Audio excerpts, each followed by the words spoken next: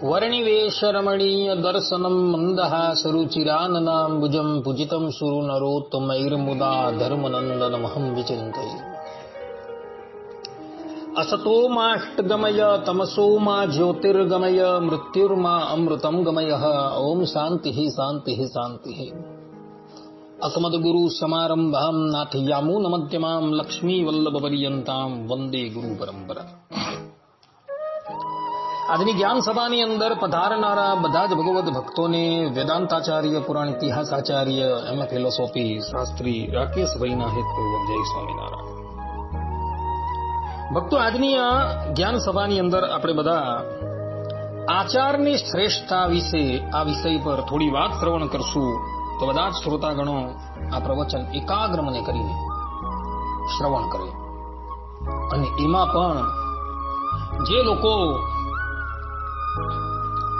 પશ્ચિમી સંસ્કૃતિના ભણતરને સનાતન વૈદિક સંસ્કૃતિના ભણતરથી શ્રેષ્ઠ બતાવે છે એ લોકો તો અવશ્ય આ પ્રવચન એકાગ્ર મને કરીને શ્રવણ કરે. તો મનુસ્મૃતિના 4th અધ્યાયના 156મા શ્લોકની અંદર મનુ મહારાજ કહે છે કે આચારાત લભતે આયુર આચારાદ ઇપ્સિતઃ પ્રજાઃ આચારાદ ધર્મ અક્ષયમ આચારો હંત્યલક્ષણમ.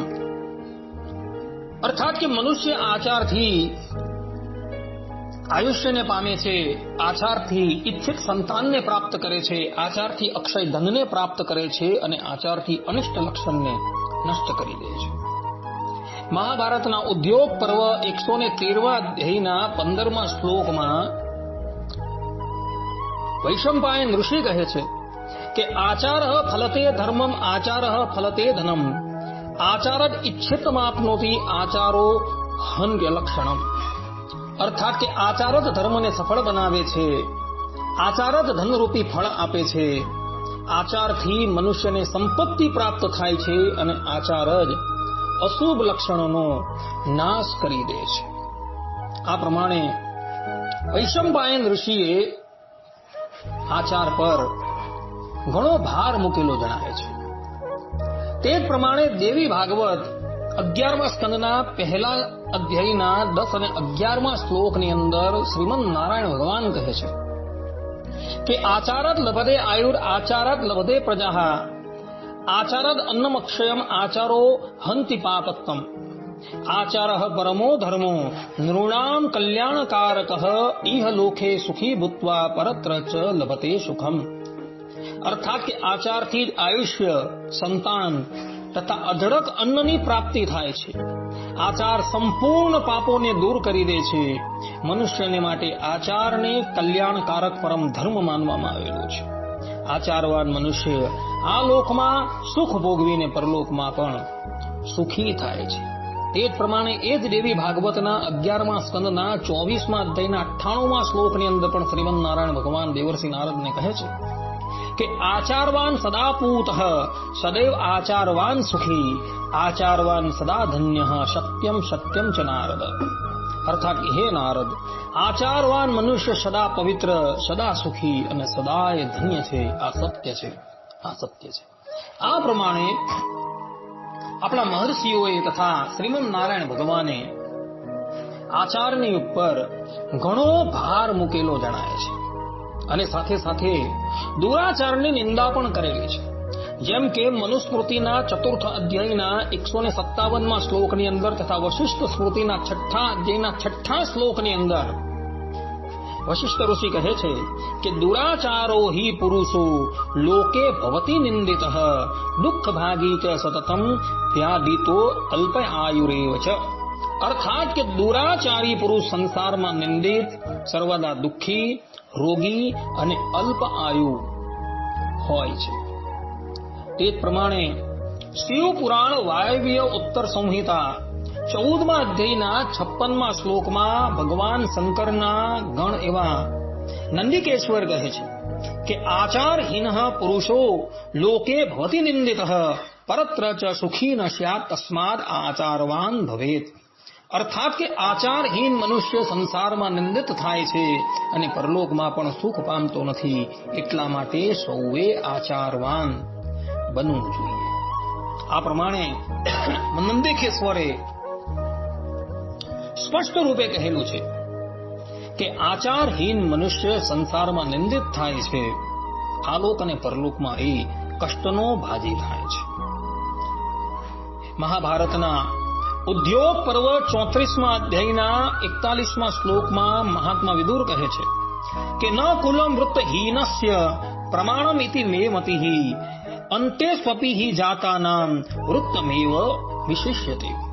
અર્થાત કે મારો એવો વિચાર છે કે સદાચારથી હીન મનુષ્યનું કેવળ ઊંચું કુળ માની શકાતું નથી, કેમ કે નીચ કુળમાં પેદા થયેલ મનુષ્યનો પણ સદાચાર શ્રેષ્ઠ માનવામાં આવે છે. કહેવાનું તાત્પર્ય એ છે કે નીચ કુળની અંદર જન્મેલો હોય છતાં પણ જો એનો આચાર સર્વોત્તમ હોય અને ઉચ્ચ કુળની અંદર જન્મેલા મનુષ્યનો પણ આચાર અત્યંત સામાન્ય હોય તો એ ઉચ્ચ કુળમાં જન્મેલા વ્યક્તિ કરતા એ નીચ કુળમાં જન્મેલો વ્યક્તિ જે છે એ શ્રેષ્ઠ છે.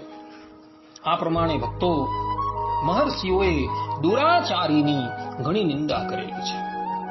કોઈ મનુષ્યના મનની અંદર એવી જિજ્ઞાસા થાય કે આ આચાર આપણે ક્યાંથી જાણવો જોઈએ, તો શ્રીમદ ભાગવતની અંદર સુખદેવજી મહારાજ કહે છે કે ધર્મ જિજ્ઞાસમાનાનામ પરમમ પ્રમાણમ શ્રુતિ. અર્થાત કે ધર્મની જિજ્ઞાસા હોય તો એની અંદર પરમ પ્રમાણ તરીકે શ્રુતિ અને સ્મૃતિ માનવામાં આવેલી છે. અને એટલે જ માટે ભગવાન સ્વામિનારાયણ શિક્ષાપત્રીના 65મા શ્લોકમાં પોતાના સમસ્ત આશ્રિતોને આજ્ઞા આપતા કહે છે કે સંસ્કૃત પ્રાકૃત ગ્રંથા અભ્યાસચાપી યથામતિ. અર્થાત કે સંસ્કૃત અને પ્રાકૃત એવા જે સદગ્રંથ તેનો અભ્યાસ પણ પોતાની બુદ્ધિને અનુસારે કરવો. કારણ કે સંસ્કૃત અને પ્રાકૃત ગ્રંથોનો અભ્યાસ કરવાથી જ મનુષ્યની અંદર ધર્મની દ્રઢતા થાય છે. મહાત્માઓનો સંગ કરવાથી અને શાસ્ત્રોનું અધ્યયન કરવાથી મનુષ્યની અંદર ધર્મ વિશે દ્રઢતા પ્રગટ થાય છે. અને એટલે જ માટે ભગવાન સ્વામિનારાયણે પોતાના સમસ્ત આશ્રિતોને સત્શાસ્ત્રોનો અભ્યાસ કરવાની આજ્ઞા આપેલી છે. આ પ્રમાણેની વસ્તુ પરિસ્થિતિ હોવા છતાં કેટલાક પશ્ચિમી સંસ્કૃતિના રંગે રંગાયેલા અજ્ઞાની ભ્રાંત લોકો એવું કહે છે કે ભારતની શિક્ષા પદ્ધતિ એટલે કે સનાતન ધર્મની જે શિક્ષા પદ્ધતિ છે અને એ શિક્ષા પદ્ધતિ દ્વારા જે સ્નાતક થયેલો હોય છે એના કરતા તો લોર્ડ મેકાલોએ જે શિક્ષા પદ્ધતિ બનાવેલી છે, જેવી કે એન્જિનિયરિંગની પદવી પ્રાપ્ત કરવી, કોમર્સ ગ્રેજ્યુએટની પદવી પ્રાપ્ત કરવી, સાયન્સની અંદર કોઈ પણ વિષયથી ઉત્તીર્ણ થવું ઇત્યાદિ પદવી પ્રાપ્ત કરવી એ સર્વોત્તમ છે. પરંતુ એ મહામૂર્ખને ખબર નથી કે લોર્ડ મેકાલોએ ભારતની અંદર પશ્ચિમી સંસ્કૃતિ કેવી રીતના અને શા માટે પ્રવર્તાવેલી હતી. ભગવાન સ્વામિનારાયણ જ્યારે આ ધરાતલની ઉપર હયાત હતા ને તે વખતે ભારત વર્ષની અંદર 7 લાખ ગુરુકુલ ચાલતા હતા અને ભારત વર્ષની સંપૂર્ણ પ્રજા સાક્ષર હતી. અર્થાત કે વેદ વેદાંગની પ્રારંગત પંડિતતા ધરાવતી હતી. કોઈક જ એવા મનુષ્ય હતા જે શિક્ષાથી વંચિત હતા. બાકી મોટે ભાગના મનુષ્ય જે છે એ શિક્ષિત હતા. ભગવાન સ્વામિનારાયણ તથા એમના નંદ સંતો આ ધરાતલ પરથી અંતર્ધાન થયા અને ભારત વર્ષની અંદર વાઇસરોય તરીકે લોર્ડ મેકાલો નિમાયો હતો. આ મેકાલોએ જોયું કે આપણે ભારતની ઉપર રાજ કરવું હોય તો શું કરવું જોઈએ. એણે જોયું કે ભારતના નાગરિકોને એની સંસ્કૃતિ પર ખૂબ ગર્વ છે. અત્યારે ભારતની સંપૂર્ણ પ્રજા સાક્ષર છે, પરંતુ જો એ લોકોની સંસ્કૃતિની અંદર આપણે પશ્ચિમી સંસ્કૃતિનું જ્ઞાન નાખી દઈશું તો એ લોકો બધા ભ્રષ્ટ થઈ જશે. અને પછી લોર્ડ મેકાલોએ ભારતની અંદર 7 લાખ ગુરુકુલ હતા ને, તથા જેટલા પણ પ્રાધ્યાપકો હતા ને, એનો વિધ્વંસ કરાવી દીધો છે. અને સર્વપ્રથમ કલકત્તામાં એણે કલકત્તા યુનિવર્સિટીની સ્થાપના કરી હતી. અને ત્યાં એ બધાને જ મફત શિક્ષણ આપતા હતા. જે શિક્ષણની અંદર કેવલ ને કેવલ અર્થ અને કામનું જ જ્ઞાન આપવામાં આવતું હતું. ધર્મનું જ્ઞાન કે મોક્ષ શાસ્ત્ર સંબંધી જ્ઞાન ક્યારેય પણ આપવામાં આવતું ન હતું. ભારતની કેટલીય પ્રજા ધીરે ધીરે એ જ્ઞાન લેવા લાગી. અને એ જ્ઞાન લેવાનું પરિણામ એ આવ્યું કે ભારતની પ્રજા ધર્મથી અને આચારથી બહિર્મુખ થઈ ગઈ. લોર્ડ મેકાલોએ જે બીજ વાવેલા હતા એ બીજ આજે ફલી અને ફૂલીને વટવૃક્ષ થઈ ગયા છે. આજે હિન્દુ માતાના ગર્ભ થકી જન્મ લેનારો બાળક જે છે ને, એ કેવલ જન્મે કરીને જ હિન્દુ છે, પરંતુ અંદરથી તો એ પરિપૂર્ણ રીતે પશ્ચિમી સંસ્કૃતિના રંગે રંગાયેલો છે. જેને એટલી પણ ખબર નથી કે ધર્મ તત્વ શું છે. જે પશ્ચિમી સંસ્કૃતિના રંગે રંગાય, તામસ એવા અર્થશાસ્ત્રોનું જ્ઞાન ધારણ કરી એન્જિનિયરિંગ છે, કોમર્સ છે, એની પદવી પ્રાપ્ત કરનારા એ લોકોનો આચાર તમે જુઓ ને, તો એ આચાર તદ્દન ઘટિયા કક્ષાનો છે. મેં એવા લોકોને જોયા છે કે જેને પાણી પીતા પણ નથી આવડતું અને ભોજન વિધિ કરતા પણ નથી આવડતું. કેટલાક લોકો તો એવા પણ છે કે એકબીજાનું ઉચ્છિષ્ટ ભક્ષણ કરતા હોય છે. એ લોકોને ખબર નથી કે ઉચ્છિષ્ટ જે છે એ રાક્ષસોનો ભાગ છે. ધર્મશાસ્ત્રની અંદર સ્પષ્ટ રૂપે લખેલું છે કે કોઈનું ઉચ્છિષ્ટ ખાવું એ તો રાક્ષસોનું અન્ન ખાવા બરાબર છે. તો એવા એ લોકો ઉચ્છિષ્ટ ભોજન કરતા પણ જોવા મળે છે અને પોતાના ઘરે એવું ઉચ્છિષ્ટ લઈ જતા પણ જોવા મળે છે. હવે આ પ્રમાણેનો આચાર જો એ લોકો અપનાવતા હોય, પછી એની બુદ્ધિ કેવી વિપરીત થાય એ તો એને જોઈ લેવાનું છે.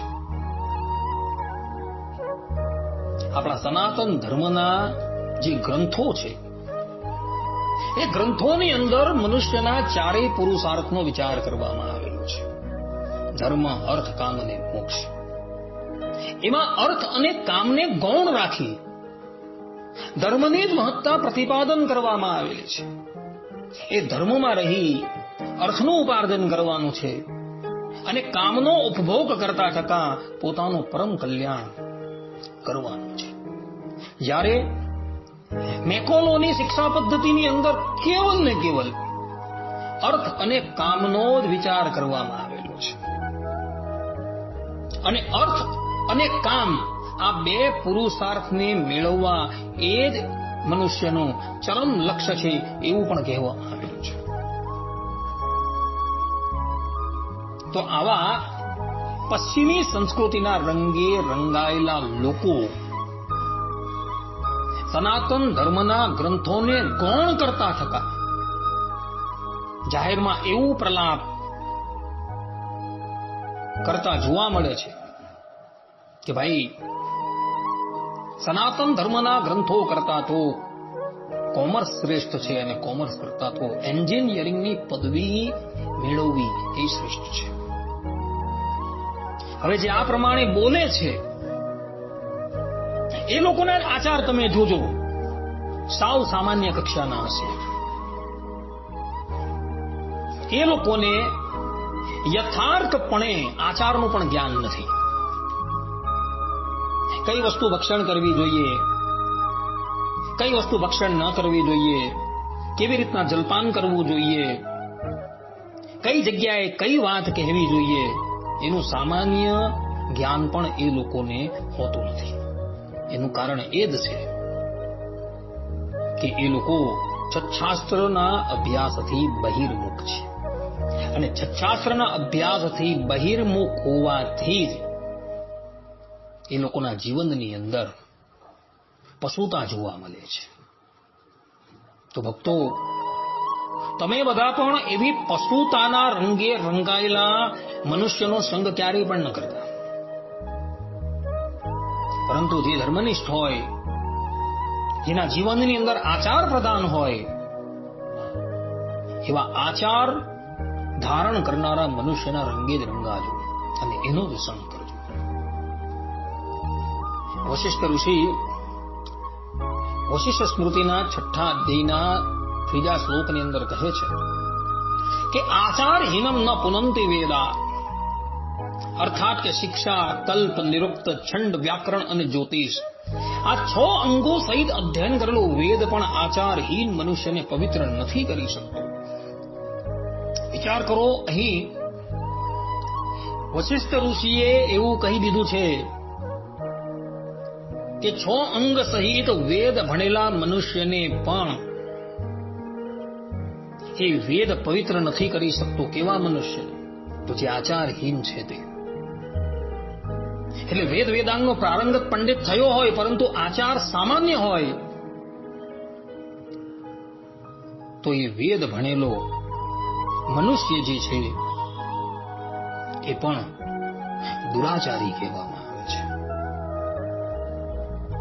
માટે ભક્તો, છઠ્ઠાસ્ત્રનો અભ્યાસ કરજો, પરંતુ છઠ્ઠાસ્ત્રનો અભ્યાસ કરી તમે બધા આચારવાન બનજો. કારણ કે શાસ્ત્રોમાં આચારવાનને જ શ્રેષ્ઠ બતાવવામાં આવેલું છે.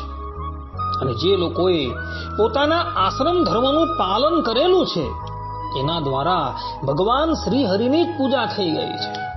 જેમ કે નારદ પુરાણ પૂર્વ વિભાગ 4th અધ્યાયના 22મા શ્લોકમાં ભગવાન વેદવ્યાસજી લખે છે કે આચાર પ્રભવો ધર્મ ધર્મસ્ય પ્રવૃચ્યુત આશ્રમ આચારયુક્તેન પૂજિત સર્વદા હરિ.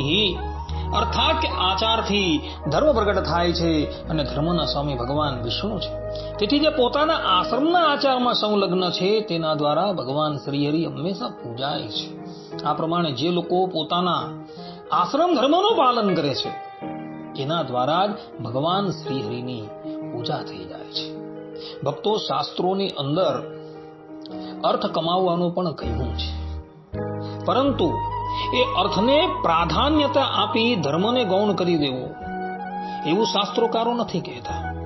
શાસ્ત્રોકારો એવું કહે છે કે ધર્મમાં રહીને અર્થનું ઉપાર્જન કરવાનું છે તથા કામનું ઉપાર્જન કરવાનું છે, પરંતુ ધર્મનો ત્યાગ કરીને ક્યારેય પણ અર્થ અને કામનું ઉપાર્જન કરવાનું નથી.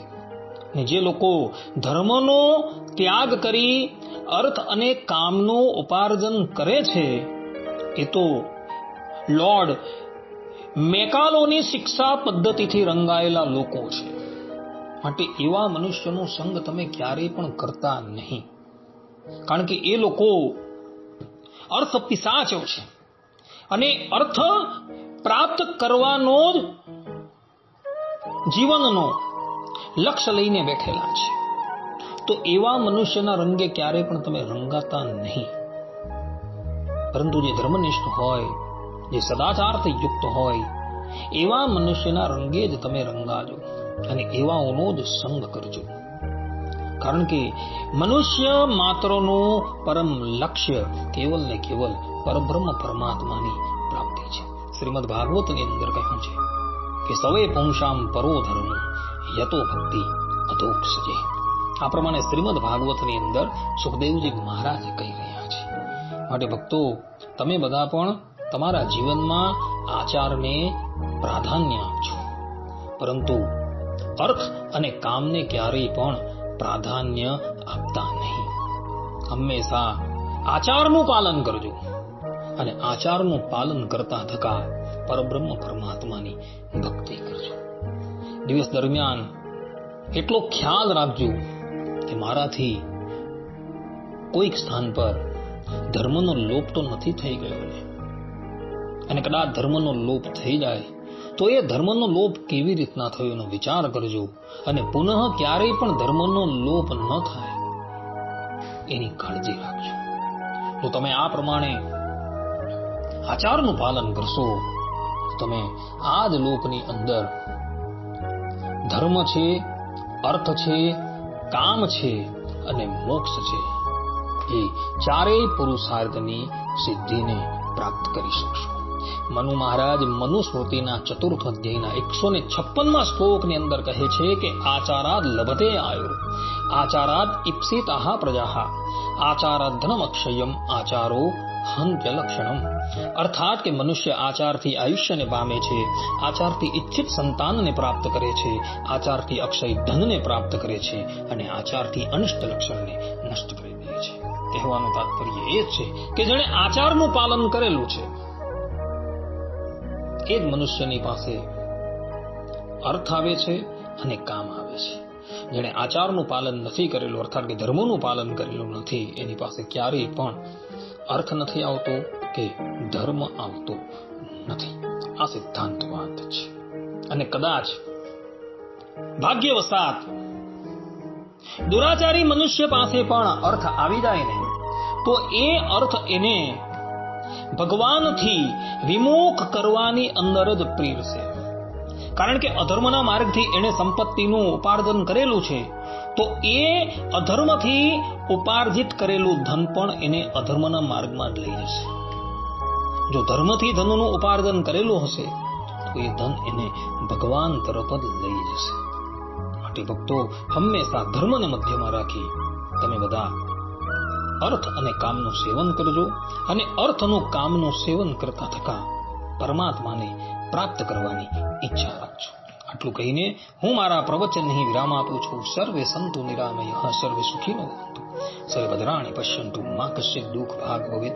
અસ્તુ. જય સ્વામિનારાયણ. વર્ણિવેશ